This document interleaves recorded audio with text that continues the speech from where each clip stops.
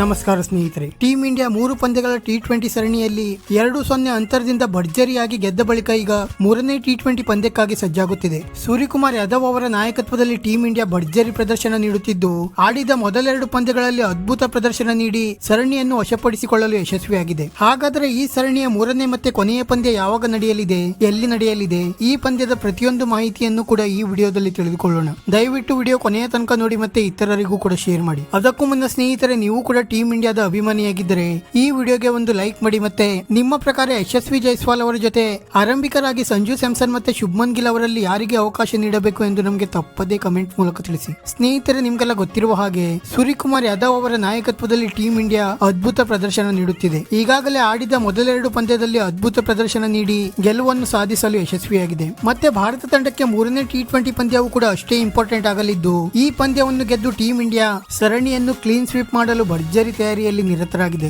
ಮತ್ತೆ ಶ್ರೀಲಂಕಾ ದೃಷ್ಟಿಯಿಂದಲೂ ಕೂಡ ಈ ಪಂದ್ಯ ಶ್ರೀಲಂಕಾ ತಂಡಕ್ಕೆ ತುಂಬಾ ಇಂಪಾರ್ಟೆಂಟ್ ಆಗಿದ್ದು, ಈ ಪಂದ್ಯವನ್ನಾದರೂ ಗೆದ್ದು ಸ್ವಲ್ಪ ಮಟ್ಟಿಗೆ ಮಾನ ಉಳಿಸಿಕೊಳ್ಳಲು ಶ್ರೀಲಂಕಾ ತಂಡ ಹರಸಾಹಸ ಪಡುತ್ತಿದೆ. ಮತ್ತೆ ಭಾರತ ಮತ್ತು ಶ್ರೀಲಂಕಾ ನಡುವಿನ ಈ ಮಹತ್ವದ ಮೂರನೇ T20 ಪಂದ್ಯ 30 ಜುಲೈ 2024 ಶ್ರೀಲಂಕಾದ ಪಲ್ಲಿಕೆಲೆಯಲ್ಲಿ ನಡೆಯಲಿದೆ. ಈ ಪಂದ್ಯದ ಟಾಸ್ ಸಾಯಂಕಾಲ 6:30ಕ್ಕೆ ನಡೆದರೆ ಪಂದ್ಯದ ಮೊದಲ ಬಾಲ್ ಅನ್ನು 7 ಗಂಟೆಗೆ ಎಸೆಯಲಾಗುವುದು. ಮತ್ತೆ ಈ ಪಂದ್ಯದ ನೇರ ಪ್ರಸಾರವನ್ನು ಸೋನಿ ಸ್ಪೋರ್ಟ್ ಚಾನೆಲ್ ನಲ್ಲಿ ಮತ್ತೆ ಸೋನಿ ಲಿವ್ ಆಪ್ ನಲ್ಲಿ ನೋಡಬಹುದಾಗಿದೆ. ಸದ್ಯ ಟೀಂ ಇಂಡಿಯಾ ಆಟಗಾರರು ಭರ್ಜರಿ ತಯಾರಿಯಲ್ಲಿ ನಿರತರಾಗಿದ್ದು, ಸರಣಿಯನ್ನು ಕ್ಲೀನ್ ಸ್ವೀಪ್ ಮಾಡಲು ಯಶಸ್ವಿಯಾಗುತ್ತಾರಾ ಎಂದು ಕಾದು ನೋಡಬೇಕಾಗಿದೆ. ವಿಡಿಯೋ ಇಷ್ಟ ಆಗಿದ್ದರೆ ಲೈಕ್ ಮಾಡಿ ಮತ್ತೆ ಚಾನೆಲ್ ಅನ್ನು ಸಬ್ಸ್ಕ್ರೈಬ್ ಮಾಡಲು ಮರೆಯಬೇಡಿ.